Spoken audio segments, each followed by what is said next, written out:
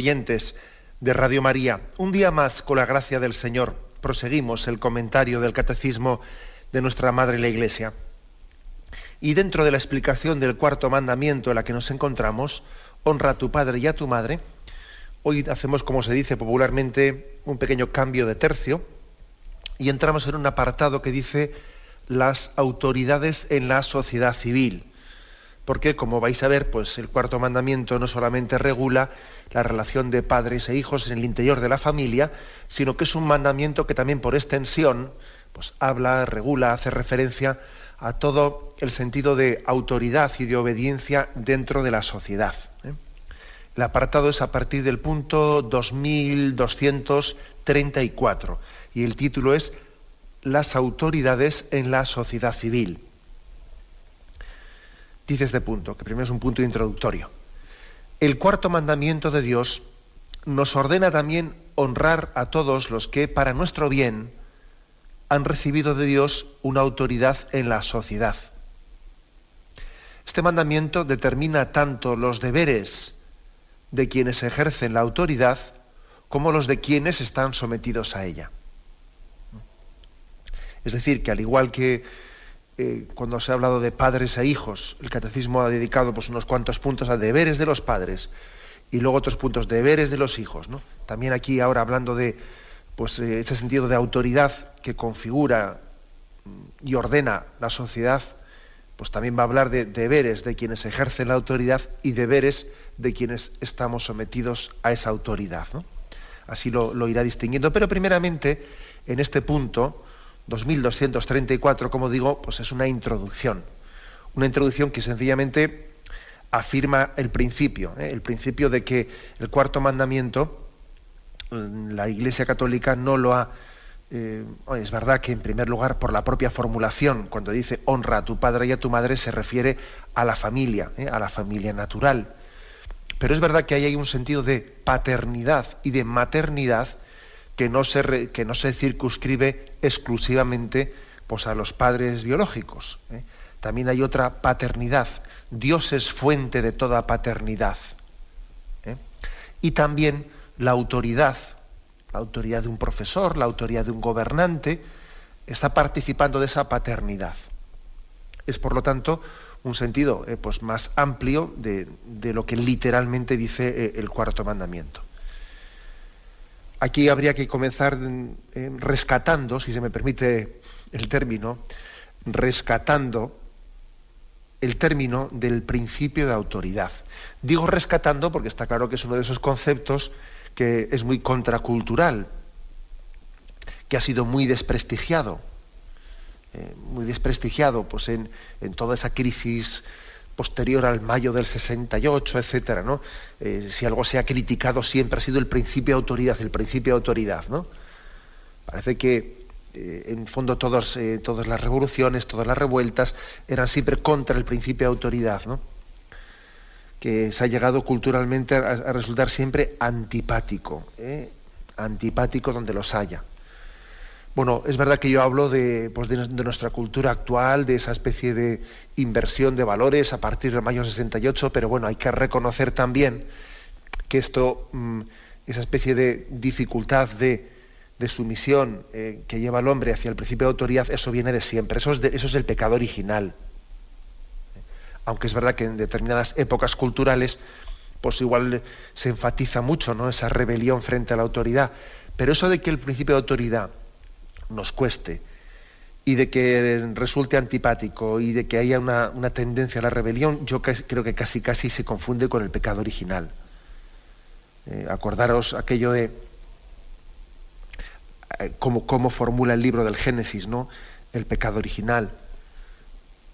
Yahvé os ha puesto en este paraíso a Adán y a Eva, y entonces se les dice que del árbol de la ciencia del bien y del mal no deben de comer, del resto de los árboles pueden comer, pero el árbol de la ciencia del bien y del mal es el árbol del que no deben de comer, ¿no?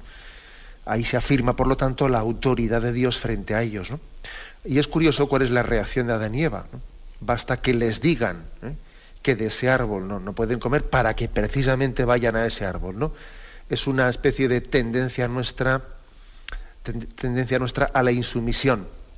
Por ahí es por donde les tienta a Satanás, ¿no? Claro, bien sabe Yahvé que si coméis de este árbol seréis como dioses. Bien lo sabe, ¿no? Y entonces parece que hay una especie de... se siembra desconfianza hacia la autoridad. O sea, la tentación del pecado original es una desconfianza hacia la autoridad de Dios. Claro, es que claro, Dios no quiere competidores, Dios no quiere nadie que le haga sombra. Entonces, claro, quiere que tú seas un sumiso y que tú seas ahí, que no tengas personalidad y estés perfectamente obediente, ¿no? Entonces, fijaros hasta qué punto el mismo pecado original se disfraza, ¿no?, de una dignidad humana, que para proclamar la dignidad hay que dinamitar, o hay que rebelarse frente al principio de autoridad. Entonces es que es curioso. Digo que está casi ligado al pecado original porque es cierto que en nosotros hay una tendencia a que basta que una cosa te la hayan dicho que por ahí no, que tengas una tentación de a ver si vamos por ahí, ¿no? Me acuerdo pues, vamos, siendo yo jovencito, había, bueno, también ahora hay otras versiones, me imagino, ¿no? Pero entonces había un programa que era que solían filmar ahí en las calles, pues con la cámara oculta, algunos episodios graciosos. Y entonces en un sitio en el que estaba en obras, pues el típico tablado que suelen poner unas tablas para vallar las obras, habían puesto un pequeño agujerito de esos que justamente se puede mirar con el ojo, y un letrero que decía, prohibido mirar por este agujerito, con una flecha, ¿no? Y os podéis imaginar, pasas por un vallado de esos de obras, de madera, y ves un letrero que dice, prohibido mirar por este agujerito. Y os podéis imaginar lo que ocurría, que todo el mundo allí, pues a poner el ojo en el agujero del cual supuestamente estaba prohibido mirar, ¿no? Bueno, es una broma, ¿no? Es una broma, pero que quien la hizo, y de allá que todo el mundo picaba, quien la hizo era consciente, bueno, pues de esa tendencia que hay en nosotros, ¿no? Esa tendencia a que en principio, bueno, pues hay una cierta tendencia a la rebelión en nosotros. Incluso hasta qué punto se plantea una dialéctica absurda entre autoridad y libertad, ¿no? Entonces parece que la autoridad es frustrante de la propia libertad, ¿no? La autoridad nos estaría como limitando y castrando, y entonces el hombre no podría ser libre bajo el principio de autoridad. Bueno, este es un poco el planteamiento cultural. De él se han derivado, pues, en el momento, yo creo que en nuestra cultura especialmente ha habido una crisis de la figura del padre. La figura del padre, que ha estado pues más ligada, ¿no?, al sentido de autoridad, es la que ha tenido una crisis más profunda. Y entonces también eso explica muchas fracturas, ¿no?, y muchos complejos interiores que se hemos arrastrado, ¿no?, en gran parte.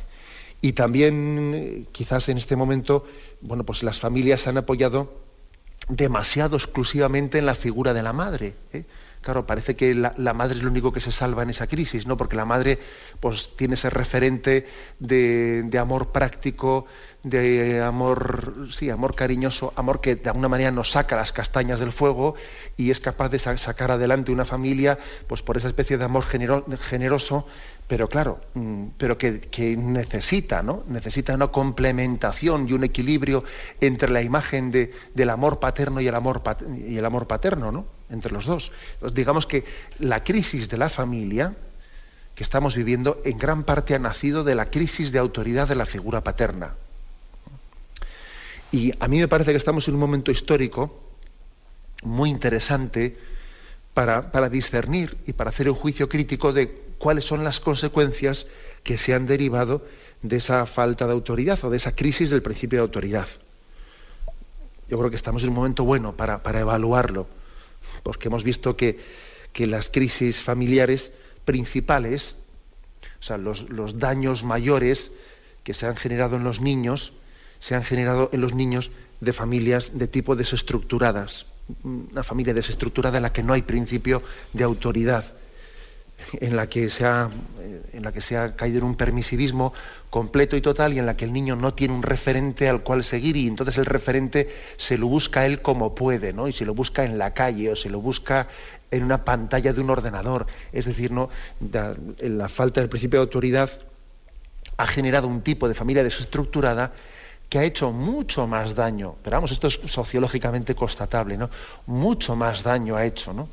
La imagen, el modelo de familia desestructurada en el que no hay principio de autoridad, pues mucho más daño que los que podrían haberse generado en ese otro tipo de familias, pues incluso con una tendencia a una autoridad excesiva, con perfiles de una familia demasiado rígida o demasiado represiva, en la que pudiese haber algún abuso de autoridad, que tampoco es bueno, evidentemente, porque también la autoridad tiene que ser ejercida con prudencia, ¿no?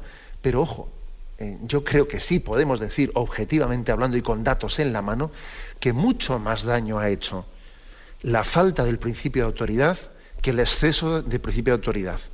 Siendo así que no hay que reivindicar ningún exceso, ¿eh? O sea, no se trata de aplicar aquí la ley del péndulo de un extremo al otro, pero ha hecho más daño. Hay muchos más niños heridos en el contexto de las familias desestructuradas, permisivas, en donde ellos no han tenido un modelo al que adherirse, del que sentirse orgullosos, ¿no? Con el que entrar en un diálogo desde un principio de autoridad. Ha hecho mucho más daño. Bueno, pues por lo tanto digo que lo primero es rescatar el principio de autoridad. Rescatarlo no solo para la familia, sino también para la sociedad, es decir, rescatar el principio en sí mismo, porque aquí ahora cuando estamos hablando de que ampliamos nuestro deber de obediencia, ¿no? O de honrar al principio de autoridad, y lo ampliamos de la familia a la sociedad, claro, pero ojo, es que posiblemente, si ni siquiera reconocemos en sí el principio de autoridad, pues difícilmente lo vamos a extender en la sociedad. Lo primero es reconocer que existe el principio de autoridad. En segundo lugar, también es importante destacar que el principio de autoridad no se limita exclusivamente a la familia, porque puede haber algunos que sí reconozcan el principio de autoridad dentro de la familia, pero no fuera. Y esto también creo que es propio de una cultura en la que somos muy individualistas, nos hemos encerrado mucho en nuestro pequeño núcleo y nos hemos desentendido de nuestra vocación comunitaria, de nuestra vocación social. Esto también ocurre, ¿no? Me imagino que hay muchas personas que aceptarán mucho más fácil el principio de autoridad dentro de la familia, sí, pero fuera a mí que nadie me diga nada, ¿no? Y eso también es si me permitís, un gol que nos han colado, un gol, porque igual, viendo un poco la agresividad de la sociedad que nos rodea, o lo poco que nos aporta, nos hemos llegado a hacer un ideal de, bueno, pues no hay más remedio que vivir en sociedad, pero aislados en islas, ¿no? Y esto ocurre hoy en día, que en un edificio viven personas que ni se conocen, ni tienen relación entre ellas, ¿no? Lo justo, vamos, ¿no? Lo mínimo. Y entonces, ¿qué ocurre? Pues que uno desconfía del principio de autoridad cuando ya se extiende a la vida social. Ahí ya yo no reconozco el principio de autoridad. Dentro de mi casa sí, que mi padre y mi madre, pues yo eso no lo pongo en duda. Y esto es otro error. Es otro error, ¿no? Digamos, fruto de, bueno, pues sencillamente de la desconfianza que se ha generado en nosotros por una vida social, pues que en el fondo ha hecho mucho daño también al hombre, construida incluso de espaldas, ¿no? De espaldas a la ley de Dios, etcétera, nos ha llegado a desconfiar de la vida política, por ejemplo. No hay muchos cristianos que la palabra política ya le tienen alergia. Es que les salen sarpullidos, vamos. Entonces hablar de sentido de principio de obediencia hacia las autoridades es que ya solamente el término ya les genera un rechazo. Ojo también con esto, porque nos estamos, de alguna manera también, eso supone confundir el pecado de los hombres, o sea, como si el pecado de los hombres negase el principio. Dios nos ha creado como seres sociales y Dios también es el fundamento, ¿no? la soberanía divina es también el fundamento de la autoridad social. Por lo tanto, que los pecados personales de los padres en el seno de la familia o los pecados personales de los políticos en la sociedad, que no nos hagan perder el horizonte de que todos tenemos una vocación a la vida social. Por eso insisto, habrá personas que admitan más fácil el principio de autoridad en la familia que en la sociedad. No, en los dos lugares. Por eso este punto 2234 que es introductorio. Lo reflexionamos y continuamos enseguida.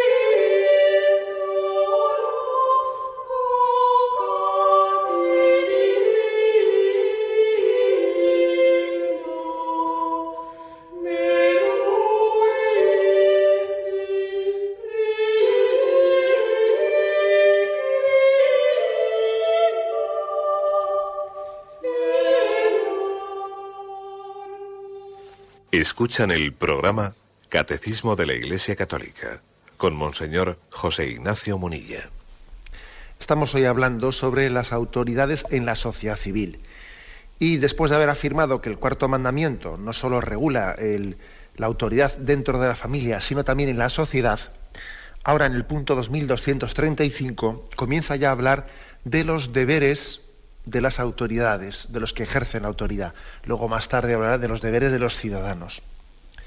Y dice este punto 2235. Los que ejercen una autoridad deben ejercerla como un servicio. El que quiera llegar a ser grande entre vosotros será vuestro esclavo. El origen de una autoridad, el ejercicio de una autoridad está moralmente regulado por su origen divino, su naturaleza racional y su objeto específico. Nadie puede ordenar o establecer lo que es contrario a la dignidad de las personas y a la ley natural. Bueno, en primer lugar, la afirmación que se hace de que la autoridad se debe de ejercer, es entendida como un servicio, como un servicio. Sabéis que la etimología misma de la palabra jerarquía quiere decir servicio. Es la etimología de esta palabra griega. Por lo tanto, el sentido evangélico del término, de la autoridad tal y como Jesús lo entendió, ayuda mucho, ¿no? Aquí pone el texto de Mateo 20, 26. El contexto es el siguiente, ¿no? Para ver qué sentido le dio Jesucristo a la palabra autoridad.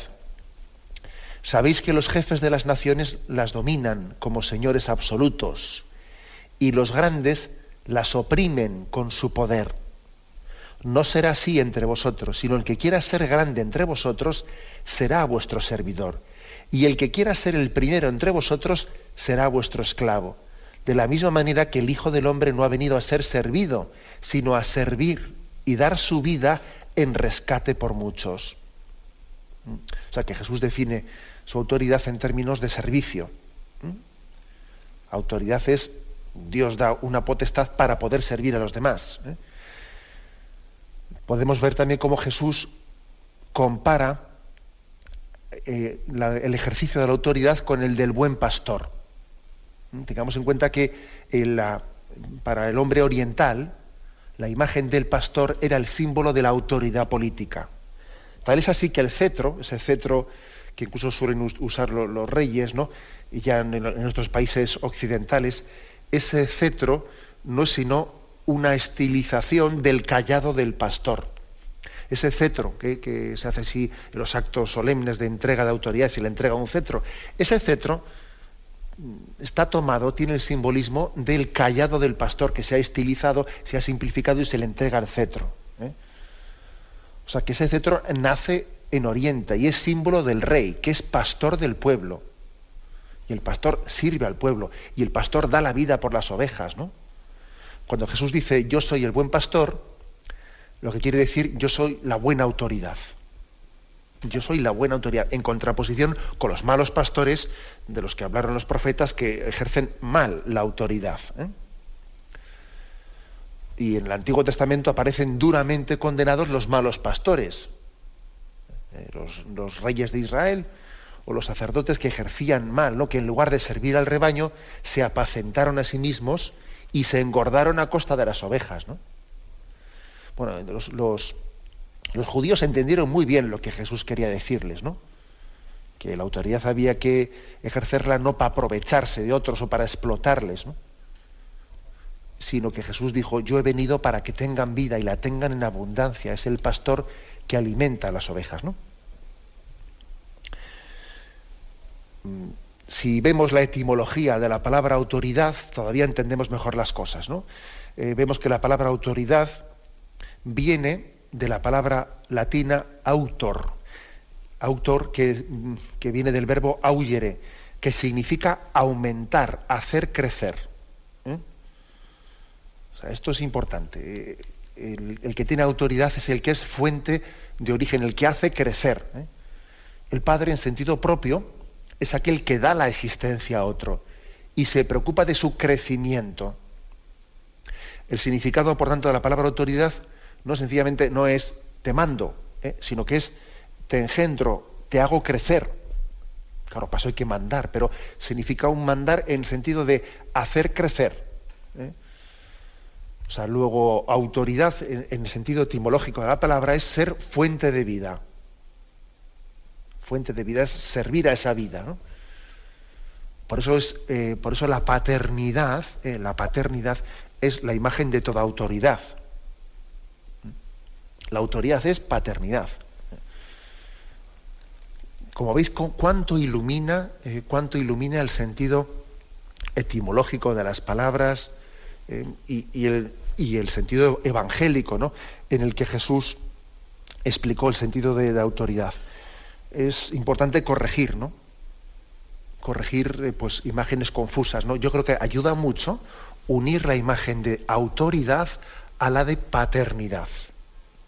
Eso ilumina mucho y disipa muchas deformaciones, porque el Padre ejerce la autoridad dando vida y haciendo crecer. Pues es un buen pastor. Y la imagen del buen pastor también ayuda mucho, como os digo. Esto creo que puede ser algo importante, ¿no? que nos puede ayudar. Bien, pero demos un paso más. Un paso más sobre el principio de autoridad, porque a pesar de que está aquí como definida desde el punto de vista posevangélico y también etimológico, también aquí se nos pone un punto paralelo que es el 1899, que nos va a ayudar a reflexionar más. Dice, vamos a ver, la autoridad exigida por el orden moral emana de Dios. Sométanse todos a las autoridades constituidas, pues no hay autoridad que no provenga de Dios, y las que existen por Dios han sido constituidas, de modo que quien se opone a la autoridad se rebela contra el orden divino, y los rebeldes se atraerán sobre sí mismo la condenación. Aquí vienen varios textos evangélicos donde se afirma eso, ¿no? Romanos y Primera de Pedro. Bueno, toda autoridad exigida por el orden moral emana de Dios. Por lo tanto, sometámonos a la autoridad. Una afirmación, ¿no? Muy importante. La autoridad proviene de Dios. ¿Esto cómo lo entendemos? Vamos a ver. Si no decíamos que la soberanía está en el pueblo, no dice eso las constituciones, bueno, la Constitución española. Bueno, vamos a ver, eso, como os podéis imaginar, tenemos que entender cada cosa en su contexto. El principio teológico es claro, ¿no? La autoridad, la soberanía, la tiene Dios. Ahora, es verdad que Dios delega su autoridad, Dios la delega. Dios nos hace también participar de su soberanía, de su señorío. Entonces, que los católicos creamos que la soberanía está en Dios y que toda autoridad viene de Dios, y que luego también tengamos una Constitución que dice que la soberanía del ejercicio político reside en el pueblo, pues no es incompatible, porque nosotros creemos que esa soberanía que reside en el pueblo está delegada y es participada de la de Dios. ¿De acuerdo? O sea, por lo tanto, no es contradictorio el que alguien crea en la democracia como un sistema de gobierno, y que al mismo tiempo crea profundamente en los principios cristianos de que toda autoridad proviene de Dios y que solamente Dios es el soberano último. No es contradictorio. Porque sabemos que el hecho de afirmar que la soberanía reside en el pueblo no es como fuente, sino que la fuente, el pueblo como todo es una creación de Dios. Bien, esto es importante, subrayarlo, porque a veces nos podemos armar ciertos líos.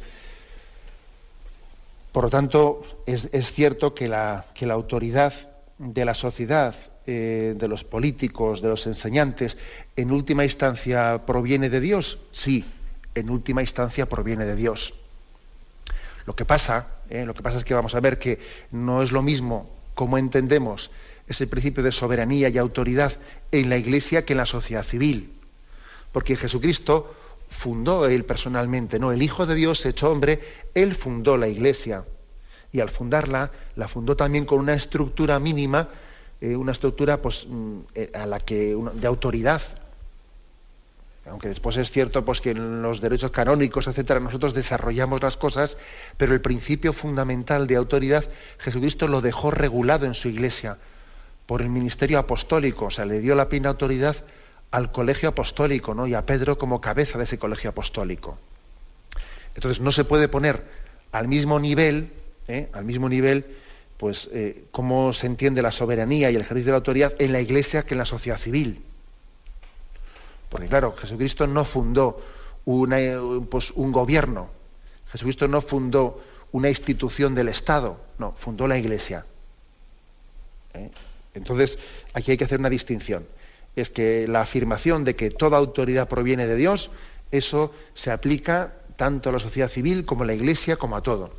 Ahora, en cómo después nosotros vivimos o ordenamos ese principio de autoridad es distinto en la Iglesia que fuera de ella, porque la Iglesia ha sido fundada por Jesucristo y al fundarla la ha puesto como cabeza como cabeza y fuente de autoridad a la sucesión apostólica, y sin embargo en la sociedad civil pues no. Jesucristo no ha fundado ninguna sociedad civil en el sentido de ordenación política, con lo cual pues será legítimo pues que a lo largo de la historia haya distintos tipos de gobierno. Distintos tipos de gobierno, pues uno puede ser, pues como han podido ser las monarquías en un tiempo, las democracias, esto, lo otro, y no es incompatible el que el mismo principio de que la autoridad viene de Dios y Dios la delega, pues se pueda delegar en una forma política o en otra. Porque al fin y al cabo Jesucristo no ha fundado ninguna. Jesucristo ni fundó las monarquías, ni fundó las democracias, ni fundó otro tipo de sistemas políticos. Luego no es incompatible que ese mismo principio cristiano de que la autoridad viene de Dios y Dios la delega, la puede delegar en una forma o en otra forma. Distinto de la Iglesia, como digo, que la Iglesia está fundada por Jesucristo y al fundarla también le dio una estructura de cómo ejercer la autoridad. Es una distinción bastante obvia, pero que también creo que conviene afirmarla. Es que también cuando a veces dices que la Iglesia no respeta el sentido de la democracia. Oiga, mire usted, la Iglesia tiene una estructura distinta porque está fundada por Jesucristo, y como fundada por Jesucristo nosotros partimos de la estructura apostólica en la que él fundó la Iglesia. Usted no me compare la Iglesia con la sociedad civil. Además, a Dios lo que es de Dios, al César lo que es del César, ¿no? Pero sin embargo esto no quiere decir que que no reconozcamos, que también lo reconocemos, ¿no? Un sentido religioso y trascendente a la autoridad civil, como hemos dicho, porque toda autoridad, en última instancia, emana de la soberanía de Dios. Un momento de reflexión y continuamos enseguida. El punto 2235. En él se habla de cuál es la forma en la que las autoridades civiles deben de ejercer ese principio de autoridad que Dios ha delegado, ¿no? que también es una participación de esa soberanía y paternidad de Dios. Dice, el ejercicio de una autoridad está moralmente regulado, dice, por tres cosas: por su origen divino, su naturaleza racional y su objeto específico. O sea, ¿cómo se regula el principio de autoridad pues dice, claro que hay que regularlo. Si no estuviese regulado por estas tres cosas, pues tendría un peligro de autoritarismo tremendo, ¿no? O de dejación de sus deberes, que las dos cosas son malas, ¿no? Un exceso de autoritarismo, de dejación de sus deberes. Por lo tanto, la autoridad es una gran responsabilidad que tiene sus peligros, claro. ¿Cómo regularla moralmente? Bueno, pues tres indicativos: por su origen divino, por su naturaleza racional y su objeto específico. Por su origen divino, que esto es muy importante, porque claro, eso hace que no sea arbitrario. Si la autoridad tiene un origen divino y el que ejerce la autoridad sabe que no se la inventa él, entonces eso nos preserva de muchas arbitrariedades. Porque además hemos sido testigos de cómo la historia de la humanidad, cuando los gobernantes, ¿no?, ellos se han creído la fuente última, ¿no?, de la autoridad, entonces estamos perdidos. Estamos perdidos si alguien se cree Dios. Si alguien cree que por encima suyo no hay nada. Entonces es terrible, porque claro, lo que con otro rey distinto podía ser blanco, con este es negro. ¿Por qué? Porque parece que las leyes nacen del capricho de un gobernante, ¿no? Es el positivismo que se llama, es decir, es lo que la voluntad positiva, ¿no?, lo que la voluntad del gobernante quiera él. Esto es durísimo. Entonces estamos a merced de la voluntad caprichosa o de la ideología del que nos gobierne. Si por encima de él no reconoce ninguna autoridad moral a la que él tiene que ser, a la que él tiene que adaptarse, pues eso es un peligro muy grande. De hecho, pues el hecho de que los gobernantes puedan reconocer este principio del origen divino de su autoridad, el hecho de que los gobernantes digan, ojo, Dios ha delegado en mí, ¿no?, esta responsabilidad, eso nos preserva del peligro de la arbitrariedad de que en cada época tengamos pues un gobernante que diga absolutamente lo contrario del anterior. Eso nos lo preserva, ¿no? O sea, pero ¿qué pasa? O sea, resulta que en una época histórica hay un gobernante que permite la esclavitud, que unos esclavicen a otros. Y en otra época histórica otro gobernante persigue la esclavitud. En una época histórica, pues uno permite el aborto, en otro va contra el aborto, en otro no sé qué. O sea, es tremendo, ¿no? Yo creo que estas grandes contradicciones que vemos en la historia tienen, una de las causas que tienen es que los gobernantes, los que ejercen la autoridad, no reconocen un origen divino. Y entonces, de alguna manera, están totalmente mediatizados por la época histórica en la que viven, dependiendo de lo que en este momento histórico, ¿no?, o dependiendo de las presiones que yo esté ejerciendo, dependiendo de mi ideología, acaban mandando una cosa o su contraria. Y eso entonces hace el ejercicio de la autoridad pues muy peligroso. Por eso lo primero es reconocer el origen divino. Quien no reconoce el origen divino es mucho más difícilmente regulable o matizable. Mucho más difícil, porque claro, todo nace de él. Entonces, lo que nace de mí, no te metas conmigo, yo no tengo que responder ante nadie. El gobernante, ¿no?, entienda que no hay una instancia superior ante él, y además no vale decir yo respondo ante el pueblo, porque el pueblo sabemos que es perfectamente manipulable, y Hitler también llegó al gobierno pues con una mayoría absoluta y además muy amplia en Alemania. Eso de que el gobernante responde únicamente ante el pueblo y no tiene, digamos, una instancia de soberanía, ¿no?, ante él, de autoridad divina, pues es peligrosísimo. Porque puestos a ejercer esa especie de dictadura disfrazada de democracia, al pueblo le podemos hacer decir fácilmente lo que queremos que diga. Luego, primera afirmación que hace: ¿cómo se regula moralmente, ¿no?, el ejercicio de la autoridad? Primero, reconociendo su origen divino. Eso nos hace ser mucho más humildes. Yo no soy dueño aquí de la finca, sino que se me ha encomendado. Eso en el Evangelio continuamente aparece. Se te ha encomendado la viña y se te pedirá cuentas por ella. En segundo lugar, ¿no?, dice, por su naturaleza racional.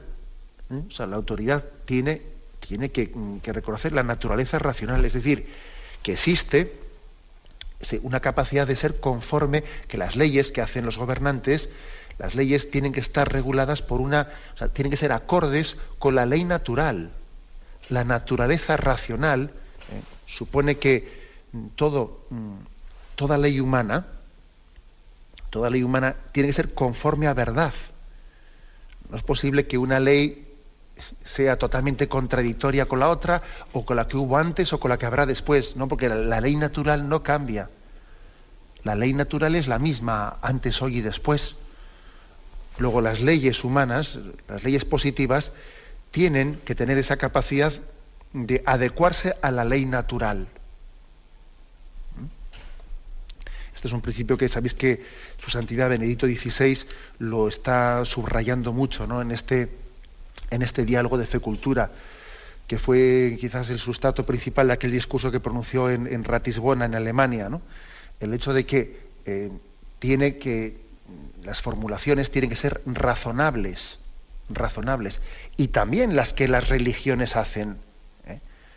Una formulación religiosa tiene que ser razonable, y una formulación al mismo tiempo, pues, de la ley civil tiene que ser respetuosa con la trascendencia. Las dos cosas. La formulación, la creencia religiosa tiene que ser razonable, no irracional, y al mismo tiempo también las leyes civiles, los ideales morales civiles tienen que ser respetuosos con el sentido de la trascendencia. Por eso, naturaleza racional. Y en tercer lugar, dice, por su objeto específico. Porque, vamos a ver, un gobernante tiene que ejercer su responsabilidad en las materias que le compete y respetando el principio de subsidiariedad de la sociedad. Lo que no puede pretender es que su autoridad se meta en todo indistintamente. No. Él tiene que respetar los campos que le son propios y no le son propios, ¿no? Su objeto específico es el que es, y no podrá, por ejemplo, ponerse a gobernar o a legislar en temas que son de competencia de la autoridad moral de los padres con respecto a sus hijos. Y no podrá ponerse a dar una serie de normas en temas que respetan o que tienen que en un momento determinado que ser los propios vecinos los que lo decidan. El principio de subsidiariedad, que veis que tantas veces insistimos con él en la explicación del catecismo. O sea que también una manera de ejercer la autoridad es: no me meto en lo que no es estrictamente mi campo. Mi objeto específico pues tiene que ser la regulación de la convivencia en la sociedad en función del bien común, pero sin anular las instancias de autoridad pues inferiores, que son primeras, por encima de todo, que eso es lo que reconoce el principio de subsidiariedad. No me meto en la familia, no me meto en la autoridad de los padres para con los hijos, etc. Por lo tanto, hay tres, digamos, formas tres conductos por los que el ejercicio de la autoridad tiene que ser moralmente regulado. Primero, reconociendo el origen divino. Segundo, reconociendo la naturaleza racional de las leyes que hacemos, y en tercer lugar, respetando el objeto específico, ¿no? O sea, qué es lo que se me encomienda y no pasándome ni haciendo dejación, pero tampoco pasándome más allá de lo que se le ha encomendado a una autoridad, ¿no? De esa manera, con estos tres aspectos se regula moralmente, ¿no?, el ejercicio de la autoridad. Bien, como veis, pues en estos puntos 2234 y 2235, pues hemos introducido pues este apartado en el que vamos a explicar cuáles son los deberes de las autoridades y cuáles son los deberes de los ciudadanos. Lo dejaremos para los siguientes días, iremos especificando una cosa y otra. Pero ahora queremos dar paso a la intervención de los oyentes. Podéis llamar para formular vuestras preguntas sobre el tema de hoy o otros temas que haya quedado pendientes de días anteriores. Podéis hacerlo llamando al teléfono 917 107 700. 917 107 700.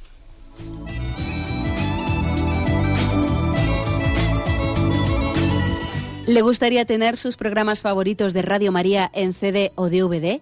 Ahora es posible.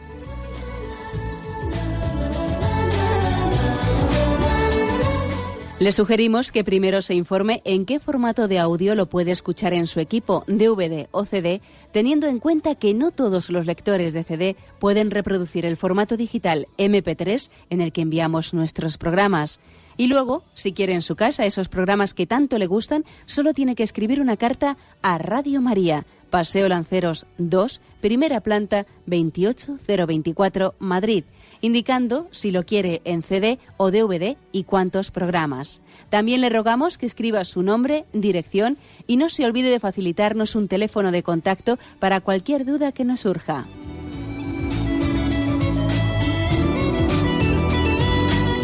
Radio María, más cerca de usted.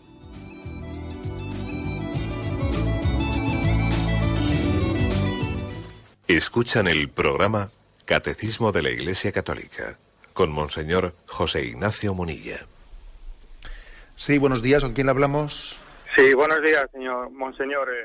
Soy Juan, de Zaragoza. Adelante, Juan, lo escuchamos.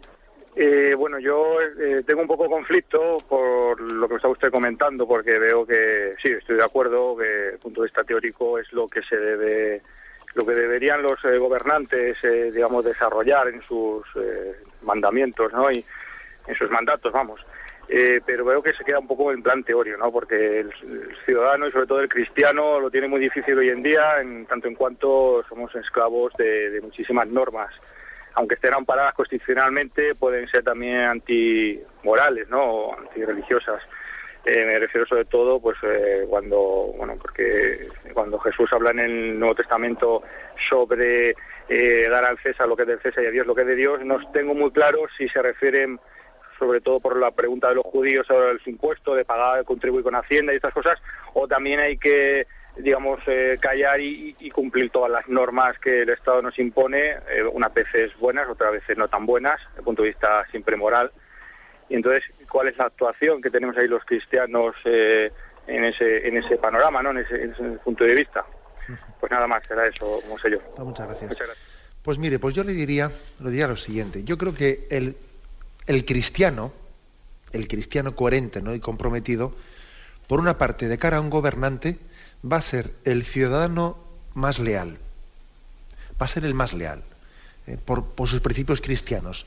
El que entienda que tiene que haber un respeto a la autoridad, el que incluso colabore con la autoridad, el que tenga esta paciencia con ella en momentos malos, va a ser el más leal. Pero al mismo tiempo también va a ser el más crítico. Yo creo que las dos cosas son verdad. También va a ser el más crítico, porque él sabe que, como dice el último punto, la última frase del punto de hoy, nadie puede ordenar o establecer lo que es contrario a la dignidad de las personas y a la ley natural. Luego, el cristiano va a tener un sentido crítico muy fuerte para decirlo en gobernante. Oiga usted está ejerciendo su autoridad de una manera perversa porque está violando la ley natural, está violando el deber de los padres, está violando el derecho a la vida. Luego, yo creo que los gobernantes, en los cristianos tienen esto. los miembros más leales de la sociedad y los más críticos. Y las dos cosas no son contradictorias, sino que son la misma. Vamos a ser los más leales colaborando y vamos a ser los más críticos, no permitiendo que la autoridad se pervierta y pervierta a sus súbditos, claro.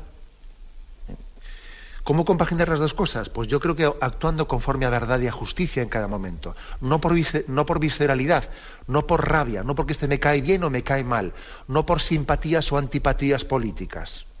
Porque a veces aquí somos así, ¿eh? Si alguien me cae simpático, se lo consiento todo. Y si me cae antipático, no. Ni por simpatías, ni por antipatías, ni filias, ni fobias, sino actuando conforme a lo que es de ley natural. Vamos a ser los más leales, pero también vamos a ser los más críticos. Bueno, adelante, vamos a pasar a una siguiente llamada. Buenos días. Hola, buenos días. Buenos días, le escuchamos. Mire, enhorabuena por el programa, soy Antonio de Madrid. Adelante, Antonio. Ha hecho una etimología muy bonita de la palabra autoridad, pero también ha hecho una, de pasada, ha mencionado la etimología de la palabra jerarquía, sí. Y no me ha quedado nada clara. No sé si podría explayarlo un poquito. De acuerdo, pues mire, la etimología de la palabra jerarquía y jerarquía, que es una etimología griega, significa servicio. O sea, que es definir la palabra jerarquía bajo la perspectiva de servicio. ¿Qué quiere decir?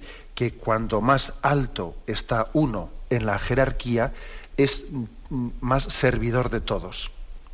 Por eso, muchas veces a los papas se les ha dicho el siervo de los siervos de Dios, porque está en la más alta jerarquía. Luego él, precisamente el hecho de que esté en la cumbre de la jerarquía, le capacita, le posibilita tener más capacidad de servicio hacia los demás. Y eso lo hemos visto en la vida de Juan Pablo II, que estamos ahora en su proceso de beatificación.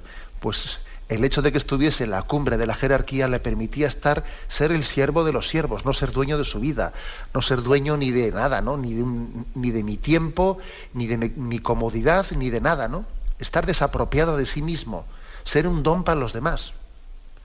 Ser como si fuese un pan con el que se alimenta el mundo, ¿no? Es un caso bien concreto de lo que es la jerarquía, es decir, el servicio. Adelante, hemos pasado a un siguiente oyente. Buenos días. Hola, buenos días, monseñor. Buenos días. Llamo desde Granada, me llamo María. Adelante, Mire, me va a permitir que le lea un trocito de la hoja parroquial que nos han dado ahora al comienzo del curso. Dice, solo queremos vivir la fraternidad del Evangelio. Y dice, no estamos de acuerdo y nos duele grandemente que la Iglesia haya copiado en muchas cosas la estructura de un imperio. Hiere nuestra sensibilidad cristiana oír hablar entre nosotros de diplomacias, dignidades y escalafones que contradicen el ideal del Evangelio que predicamos. Los sacerdotes que acompañamos en su caminar a esta parcela de la Iglesia solo queremos ser una comunidad de hermanos, y luego viene el nombre de los sacerdotes. Y a mí me duele que con la que está cayendo contra la Iglesia sean los mismos sacerdotes los que digan estas cosas, porque si tienen que arreglar algo, sería mejor que lo arreglaran entre ellos en las parcelas que sean donde puedan hacerlo. Y este sacerdote pues muchas veces ha dicho que la Iglesia se comporta, no que se ha comportado, sino que se comporta de forma miserable.